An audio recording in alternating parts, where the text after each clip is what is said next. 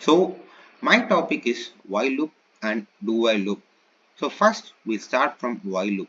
So the while loop syntax is while expression and a set of statements written immediately after the while loop. So like first it checks the expression. If the expression is true, the set of statements below it gets executed and again goes to the expression.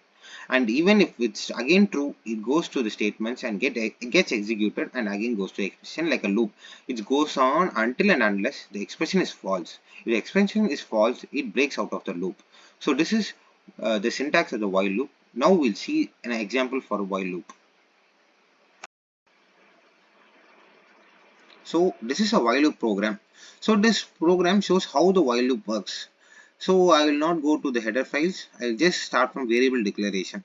So in here I declared I value as 0. So now the value of I will be 0. Now it goes to the while loop.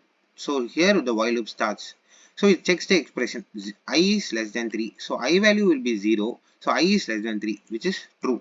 So it is true and goes to the below set of statements. Yeah, so I want to print the value of I. So I just wrote the so I want to print the value of I. So I wrote slash n percentage d and I. So slash n for new line. So percentage d to print the I. So now the current value of I will be 0. So it will print 0. Now next it goes to the post increment. So here it adds 1. So now the value will be 0. The I value is 0. After adding 1 it becomes 1. So now the I value will be 1. So again it goes to the while loop.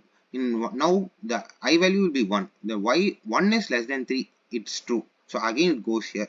Now here it's not 0. It's 1 because we have incremented it in the before iteration. So now it will print 1.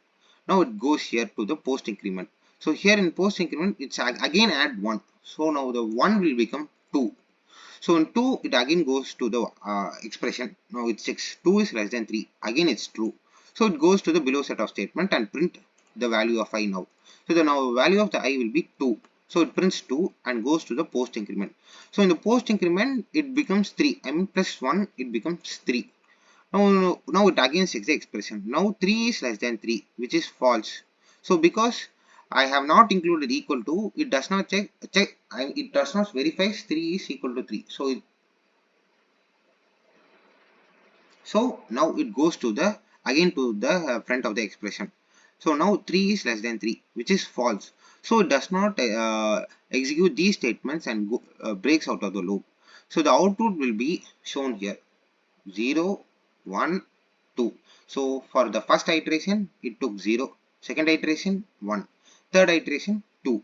And the fourth iteration was 3. So it does not execute the below set of statement because the statement was false. So this will be the basic output. So now we'll talk about do while loop. So we'll start from syntax. So the do while loop syntax is do and set of statements written immediately after the do, and then it goes to the while with the condition. At the end we'll add a semicolon. So now we'll see how the syntax works.